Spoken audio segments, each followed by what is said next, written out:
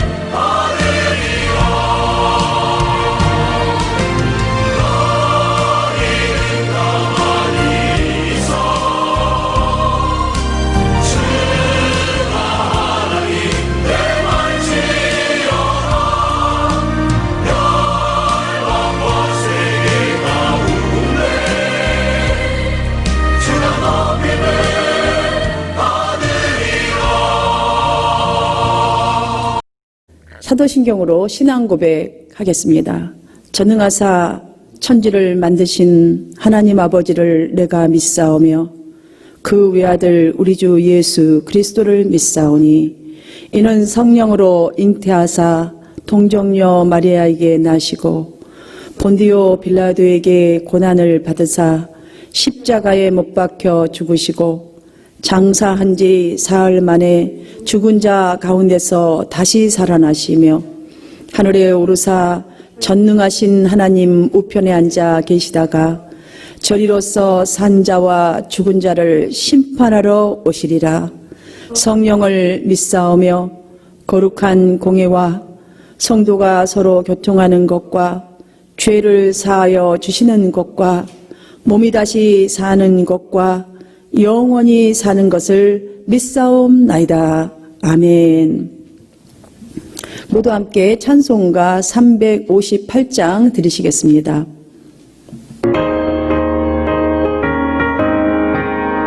주의 진리 위에 십자가 공기 하늘 높이 들고서 주의 군사 되어 용맹스럽게 찬송하며 나가세 나가세 나가세 주 예수만을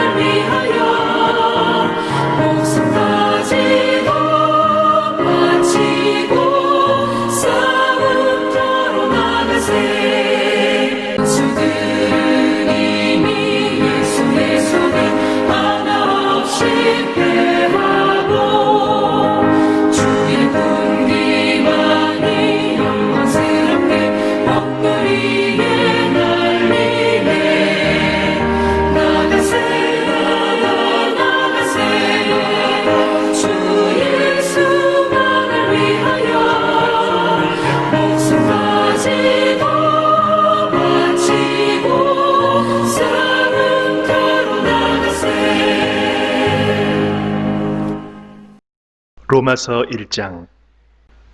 로마에서 하나님의 사랑하심을 받고 성도로 부르심을 받은 모든 자에게 하나님 우리 아버지와 주 예수 그리스도로부터 은혜와 평강이 있기를 원하노라. 오늘 본문은 모든 성도들에게 하나님 우리 아버지와 주 예수 그리스도로부터 은혜와 평강이 있기를 원하노라 라면서 그냥 뭐 더 이상의 어떤 축복이 없을 만큼 축복을 전하면서 축복의 사람이 되기를 촉구하고 있습니다. 지금 여기서에서 말한 이 은혜란 말씀은 예수 그리스도의 이 자비와 그 사랑을 통해서 주어지는 힘, 그리고 영적인 그 은혜, 치유의 역사를 의미하고 있는 것입니다. 바울은 이에 대한 이 증거를 가장 먼저 이렇게 표현했습니다. 1절을 보면 자신을 예수 그리스도의 종이라고 이제는 표현하고 있습니다. 소개를 하고 있어요. 그리고 로마 교인들에게는 그들이 그리스도를 믿는 사람이 된 것 자체가 그리스도의 것으로 부르심을 입은 것이라 라는 말로 이렇게 표현을 지금 딱 해주고 있습니다. 그리고 나서 5절에서는 그로 말미암아 우리가 은혜와 사도로 직분을 받아 라고 말을 하고 있어요.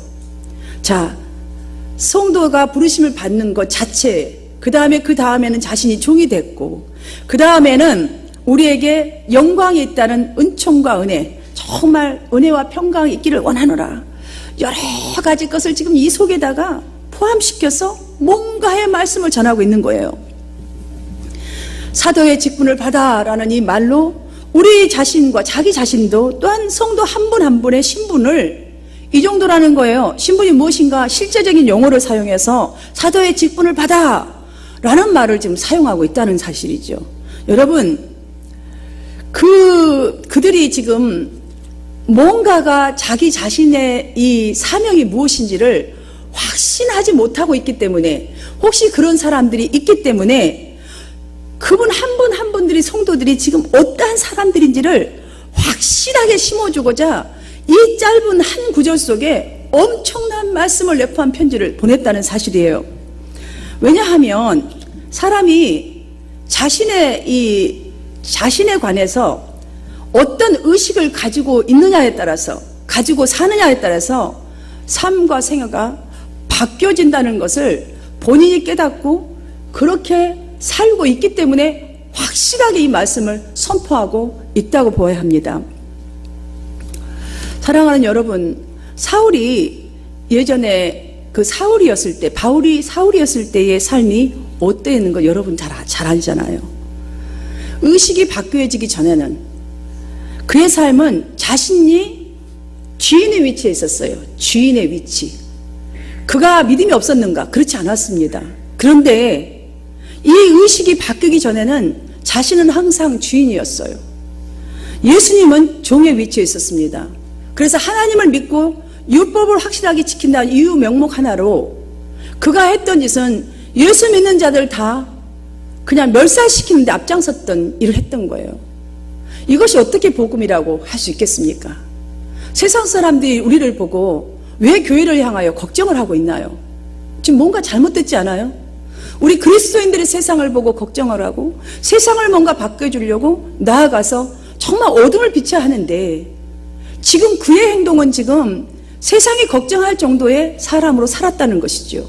믿음은 그 정도로 출중한 사람임에도 불구하고, 그래서 주님은 종이 된 위치에 놓고 자신의 뜻을 따라서 살았던 사람이었습니다. 그러나 지금은 자신의 위치를 비천한 종의 신분으로 낮추어서 지금 설명하고 있습니다. 엄청난 변화가 일어난 거죠. 어떻게 이렇게 엄청난 변화가 일어난 것입니까?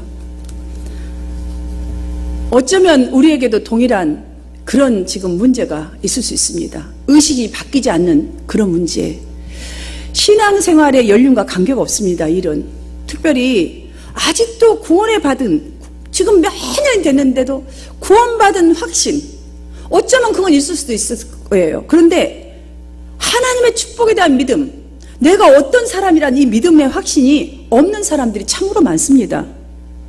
그러하기 때문에 지금 바울은 그런 그리스도인들에게 그리스도인으로서의 올바른 자아의식을 가질 수 있도록 지금 이끌어주기 위해서 이 중요한 선포를 하고 있는 것입니다. 이 중요한 축복을 하고 있는 것입니다.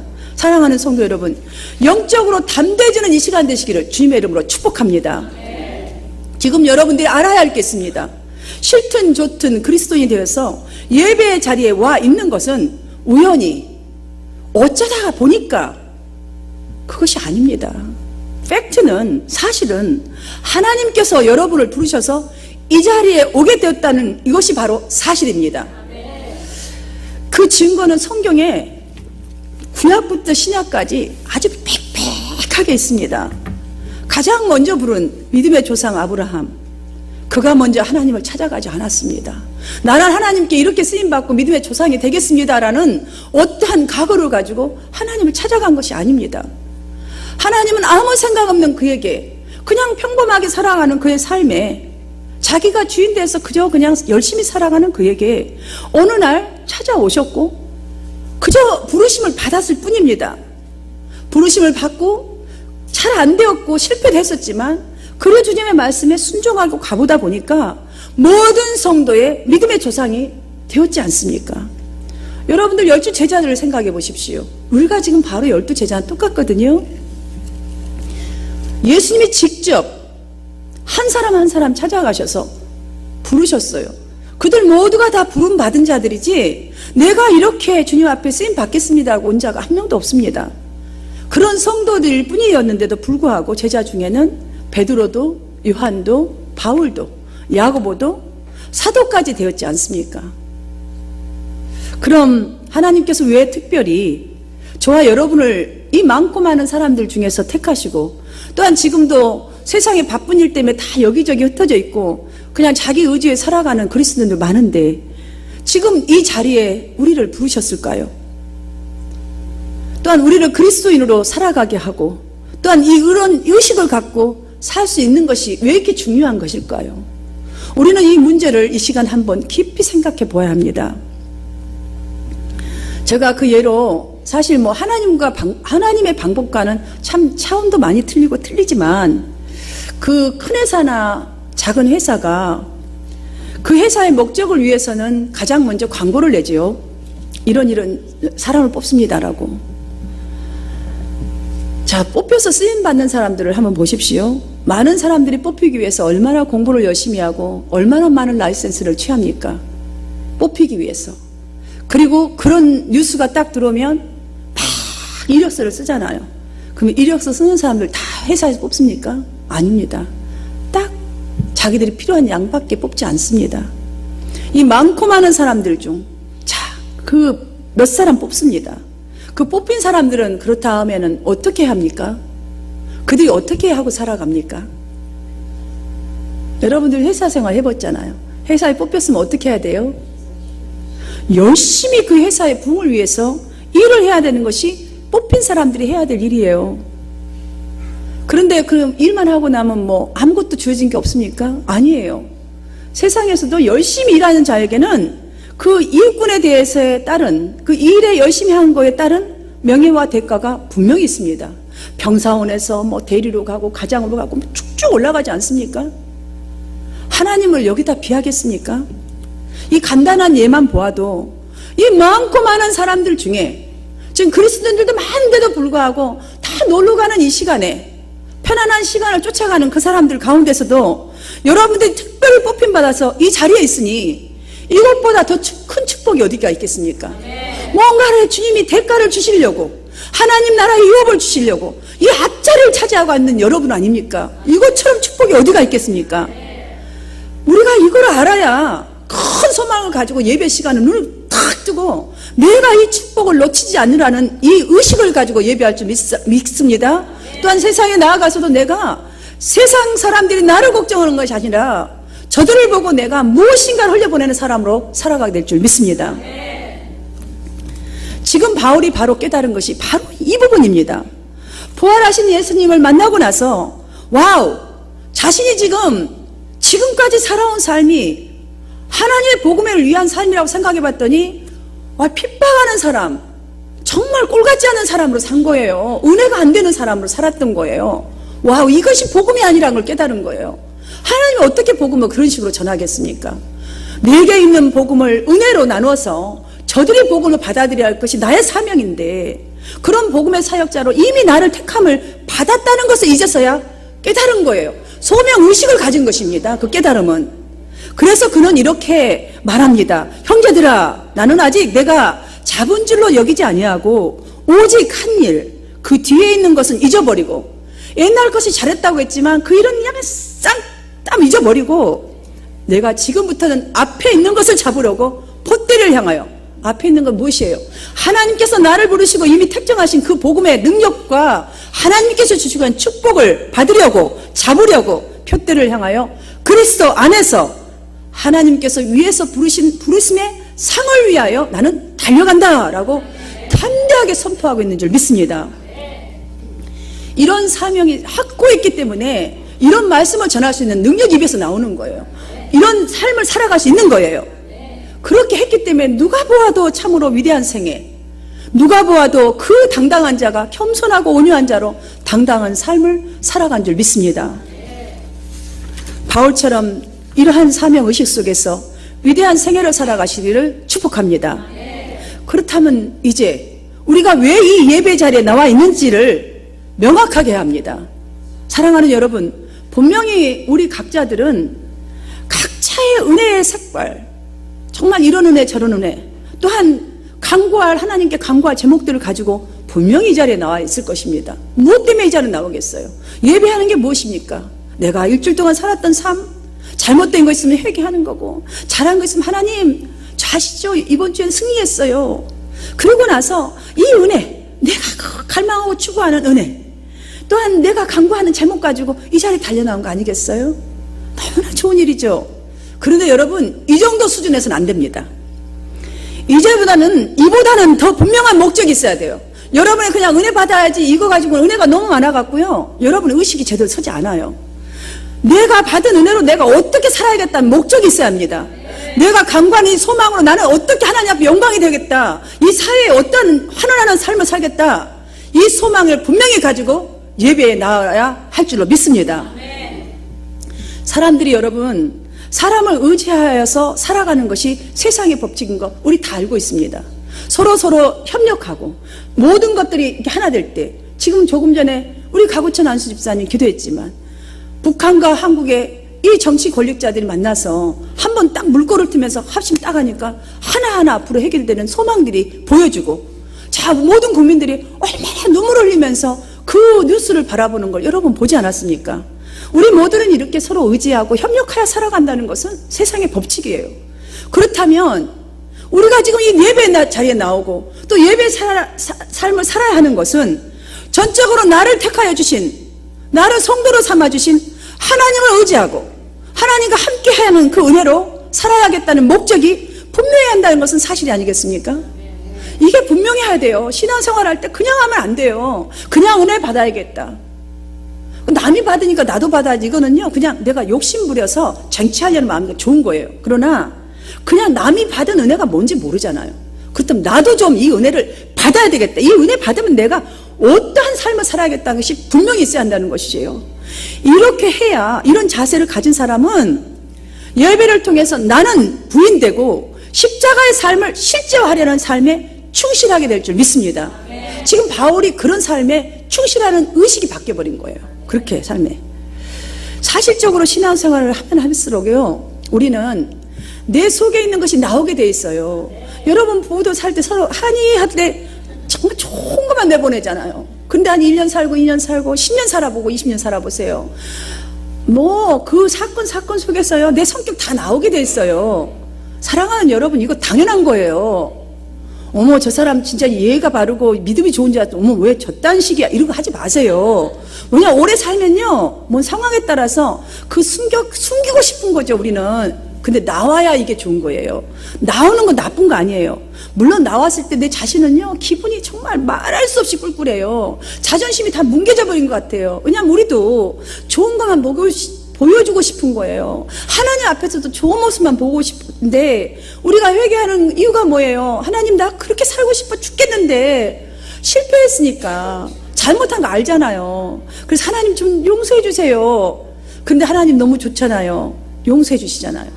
여러분들 나올 때요, 그 실수하면 자존심 뭉개져갖고 인상 팍팍 쓰지 마시고, 어머 나 실수했네, 어머 어쩌면 좋아, 이러는 거예요. 그러면 어머 당신도 실수할 수 있어, 이거 보지 말고, 아 그럼요, 사람인데 실수 다 하죠, 이렇게 보시기를 축원합니다. 우리는요, 이렇게 뭉그러지는 이 마음을 가지고도, 또한 흉보는 이 마음을 가지고도 왜 예배 자리에 기를 쓰고 나오는 거예요? 왜? 얼마나 자존심 상해 죽겠는데 왜 예배 자리로 이렇게 기를 쓰고 나와요? 그 사람 마음속에 확신이 있기 때문이에요. 무슨 확신이냐면, 내가 비록 지금 내 자존심이 뭉개지는 일이 있다 할지라도, 내가 지금 내 성격이 나와서 정말 세상 말로 하면 쪽팔리는 거잖아요. 그래도 성령께서 내 안에서 더욱 나를 은혜의 사람으로, 내 속 사람을 강건하게 하셔서 하나님의 은혜와 평강을 흘려보낸 사람으로 나를 만들어 주실 거라는 이 확신이 있기 때문에 그럴지라도 예배 자리로 나온 줄 믿습니다. 이것이 바로 복음이 가진 힘입니다. 여러분, 그럴 때 포기하지 마시고 복음에 가진 힘 앞으로 달려 나오시기를 축복합니다. 구원을 왜 하나님의 선물이라고 하겠습니까? 구원을 받을 때 우리에게 물질이 있어가서 받았나요? 권력이나 뭐 어떤 영향력을 많이 끼쳐서? 아니면 지식이 남보다도 출중하여서? 공로를 세웠기에? 아니잖아요. 우리 구원받은 거 어떻게 받은 거 여러분 다 아시잖아요. 죄인일 뿐인데, 하나님 볼 땐 정말 내가 정말 값어치 없는 인간일 뿐인데, 오직 하나님의 그 선하심 하나로 정말 나를 순수하게 그냥 부르신 거예요. 당신의 선하심으로 나를 순수하게 부르신 거지, 내가 순수함이 있어서 부르신 것이 아니라는 것을 알기 때문에, 그것이 구원이기 때문에 선물이라는 거잖아요. 이렇게 확실한 이 선물을 믿지 못한다면 얼마나 내 자신이 불행한 일입니까? 우리가 이 확신을 가지 못한다면 정말 불행한 거예요. 그 다음에 또 한 가지 있어요. 하나님이 너는 의인이라, 제사장이라, 나의 유업을 너에게 주리라, 내가 세상 끝날까지 너희와 함께 하리라, 이 전능하신 하나님께서 이런 약속을 주셨는데, 여러분 믿지 못한다면, 그 하나님을 믿지 못한다면 우리가 누구를 믿고 살겠어요? 여러분, 이 시대는요, 뭐 헤어지는 것 아무것도 아니잖아요. 근데 왜 헤어집니까? 믿지 못해서 헤어지잖아요.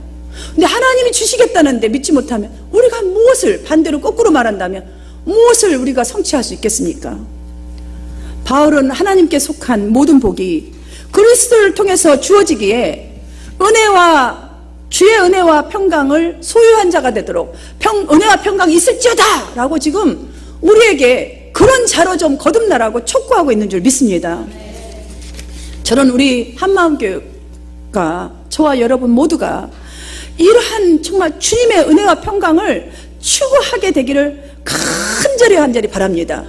진정으로 우리 모두가 이러한 하나님의 평강과 이 은혜를 정말 소유한 자가 되기 위해서는 첫 번째로 우리가 꼭 해야 될 게 있습니다. 하나님께서 주신 내가 은혜로만 살겠다라는 것이에요.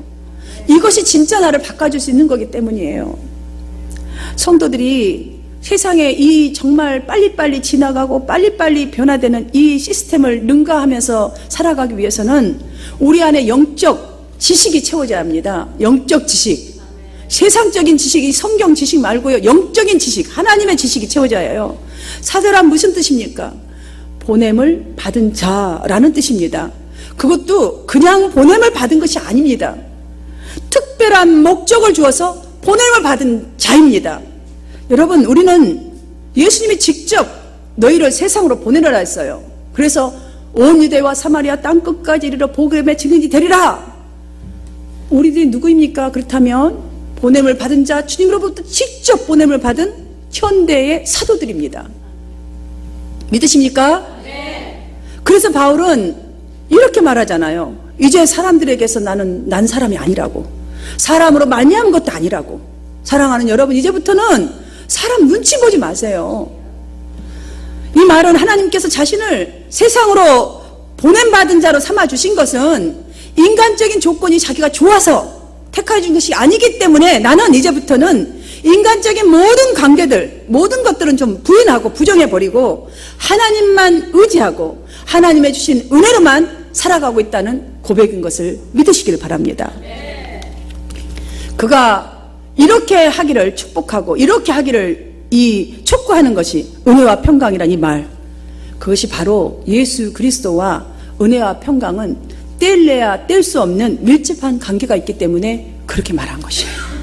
다시 이 말씀을 바꿔드리자면 우리가 예수 그리스도의 그 십자가의 은혜, 그 주님이 짊어지신 그 십자가의 은혜를 알지 못하는 자들은 주님의 평강이 무엇인지 몰라서 못 누린다는 말씀과도 같습니다. 여러분, 알아야 누리지요. 이게 선물인지 알아야, 정말 나에게 주어진 소중한 것인지 알아야 내가 소중하게 다루지요. 우리 몸의 암과 박이 정말로 평안을 누리는 삶을 이루도록 하나님의 그 주시는 은혜만을 갈망하고 하나님의 주신 은혜를 깨닫는 은혜를 갈망하시기를 축원합니다. 두 번째로는 하나님의 그 아가페 사랑을 생각하면서 사는 것이에요. 사실 윤리적으로만 본다면요, 우리 그리스도인들이 세상 사람들보다 특별히 정말 낫다라고 말할 수 있겠습니까? 저는 이 말 못하겠어요. 왜냐하면 그리스도인이라 할지라도 세상 사람들보다 못한 사람들도 많습니다. 여러분, 거기에 정말 흔들어지지 않습니까? 어머, 저 목사님 왜 저러는 거야? 왜 그리스도인지 저렇게 깎아내리는 거야? 근데 현실인 것 같아요. 이게 좀 실질적으로. 예를 들자면 제가 그 예로 그리스도인들 중에서 몇 퍼센트나 자신이 다니는 교회를 자랑스러워하면서 자랑합니까? 자, 몇 퍼센트나 복음을 자랑스러워하면서 정말 전도하기에 힘쓰나요? 다가 아니라고 했습니다. 저는 몇 퍼센트입니다. 그 다음에 몸담고 있는 교회 목사님을 통해서 성경을 배우고 말씀을 배웁니다. 그런데 의외로 목사님에 대해서 부정적이고 회의적이고 비판적인 성도는 참으로 많습니다. 뭐 죄도 특별히 없는데도 뭐 립스틱 하나에도 뭐 왜 저러냐고 난리를 치고, 나는 왜 비본질적인 걸 그러는지 여러분 그것만 보더라도 지금 찔리시죠? 또 있어요. 한 주에 몇 번씩이라도 교제하고 만나는 이 한 공동체, 한 마음 안에 있는 공동체인데 왜 비판하고 정죄하고 판단을 하는 거예요? 그런데 더 이상한 것은, 더 신기한 것은 그럼에도 불구하고 교회를 다닌다는 거예요. 여러분, 이것은 진짜로 기적이에요. 기적이에요. 세상에서는요, 이 정도로 부정적이고요, 이 정도로 믿고 이 정도로 비판해버린다면 아예 그 자리에 가지도 않거든요. 이것이 바로 하나님의 은혜라는 거예요.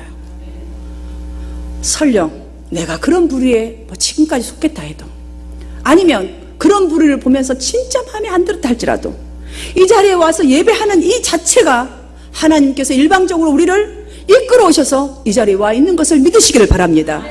이것이 바로 하나님의 은혜라고, 그래서 그 은혜를 추구하라고 지금 바울은 우리에게 촉구하고 있다는 것을 믿으시기를 바랍니다. 예수님이 그래서 우리에게 수고하고 무거운 짐진 자들아 다 내게로 오라, 내가 너희를 쉬게 하리라 라고 하셨습니다. 이 말씀은 우리는요, 그냥 와우, 참 좋은 말씀이죠. 근데 영적으로 다시 한번 깊이 생각해 보아야 합니다. 여기서 무거운 짐진 자라는 이것은요, 타인에 의해서 내가 마지 못해서 짐을 지고 부담을 느끼고 있는 상태를 의지해요. 지금 여러분 교회에 달려 나올 때 막 이 은혜가 충만해서 막 할렐루야 이거 온 사람 몇 퍼센트나 있겠어요? 지금 주일이니까 그냥 목사님도 전화하고 아우 진짜 내가 오늘 갔다가 온 게 편하지 이러고 오는 사람이 더 많아요. 그 무거운 짐을 지고 지금 온 거예요, 여러분들. 그러니까 여러분 축복인 줄 아시기 바랍니다. 지금 이 일이란 건, 이 무거운 짐질이란, 내 욕심 채우기 위해서 쉬지 않고 일하느라 모두 피곤한 상태에 지쳐있다는 의미예요.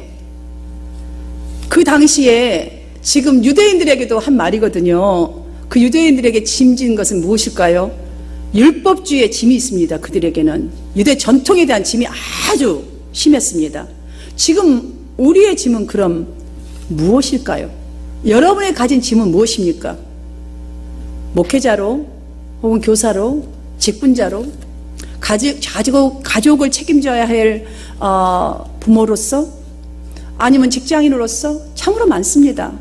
이 사명의 짐을 지고 섬기다가 지친 그 무거운 짐들, 주님은 주님 앞으로 다 그대로 가지고 내어놓으시라고 주님께서 우리 한 사람 한 사람을 초청하신 말씀입니다.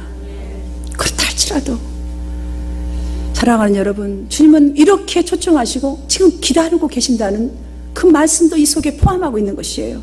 이 초청에 응하면, 이 초대에 응하면 내가 너희를 편히 정말 쉬게 하리라.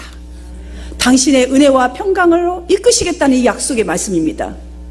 이사야는요, 이 어마어마한 이 말씀의 이 평강이 어떠한 방법으로 우리 각자에게 정말 이 성도들에게 주어졌는지를 이렇게 선포해 주었습니다. 그가 찔림은 우리의 허물을 인하며, 자, 우리 짐을 한번 여기다 넣어보십시오. 예수님이 이 짐을 다 져줬어요. 그가 찔림은 우리의 허물을 인하며, 그가 상함은 우리의 죄악을 인함이라. 그가 징계를 받음으로 우리가 평화를 누리고, 그가 채찍에 맞음으로 우리가 나음을 입었다고. 지금 그분이 나를 초대하고 있는 거라는 거예요. 그분이, 저분 그분이, 그 짐을, 그게 얼마나 아픈 건지를 쳐보신 그분이, 승리하신 그분이 저와 여러분을 초대했다는 사실이죠. 여러분이 예배자리에 와 있는 것이 얼마나 축복인지 좀 느껴지십니까? 느껴지시기를 축원합니다. 예수님께서 친히 성취해내신 그 모질고 아픈 무거운 고통의 십자가가 우리의 평강의 무기이요, 하나님에 대한 사랑의 확증이라는 이 사실을 여러분 깨닫는 은혜가 있고, 이 은혜를 붙들고 은혜를 추구하시기를 바랍니다. 우리가 진정한 평강을 누리며 사는 길은 나는 하나님의 사랑을 이토록 받고 있다는 이 확신으로 사는 것 뿐입니다. 사랑하는 여러분, 여러분이 주님이 여러분을 얼마나 사랑하는지 알 수가 없어요. 내가 무엇이길래 찔림을 받고 상함을 받고 정말 나를 평화를 누리기 위해서 이 채찍에 맞고 죽어주시고, 그 다음에 내가 너에게 약속한 말씀이 맞다라고 하시기 위해서 부활을 해주셨지 않습니까? 그러면서 우리를 부르시고 무거운 짐을 다 내려놓으라고 하시지 않습니까? 사랑하는 여러분, 내가 이런 사랑을 받고 있다라고 우리가 진정으로 확신하고 나아갈 때에 내 마음을 빼앗겼던 모든 것으로부터, 그 짐된 모든 것으로부터 하나하나 단절해 나가게 됩니다. 하나님의 사랑을 흘러보내는 그런 사명감으로 그때서부터 살아갈 수가 있습니다. 오늘 본문 말씀 속에서 이 말하고자 한 평강은 그 처한 우리의 현실이나 상황이나 내가 소유한 게 막 적고 많은 전혀 상관을 미치지 아니하고 얻는 평안을 말하는 거예요. 그걸 뛰어넘는 평안을 말하는 것입니다.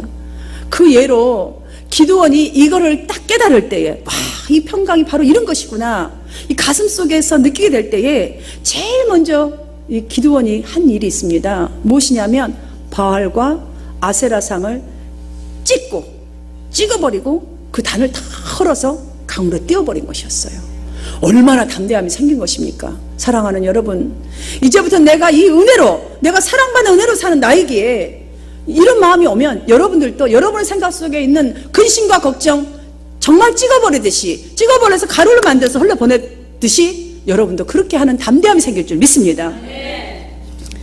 저는 우리 모두에게도 이러한 결단이 일어나서 성령의 사역이 우리 삶에 충만하게 되기를 주님의 이름으로 축복합니다. 이러한 변화를 위해서 첫 번째로 하나님께서 주신 은혜로만 살아가십시다. 두 번째로는 하나님의 그 아가페 사랑으로 담대함으로 살아가십시다. 하나님은 분명히 자신을 이렇게 말했습니다. 나는 알파와 오메가라고. 어제도 오늘도 내일도 영원까지 우리를 책임지시고 축복하실 그 주님의 은혜를 이 시간에 여러분들이 깨닫고 찾으셔서 정말 확신하셔서 나를 사랑하는 그 주님의 그 믿음을, 확신을 가지시고 주님이 나를 얼마나 사랑하시는지 이 믿음을 가지고 평강을 누리며 사는 여러분 되시기를 주님의 이름으로 축원합니다. 은혜가 풍성한 하나님을 믿는 자 한 사람 한 사람, 어제도 오늘도 언제든지 반창고 보호해 주시네. 주여 성령의 은사들을 오늘도 내리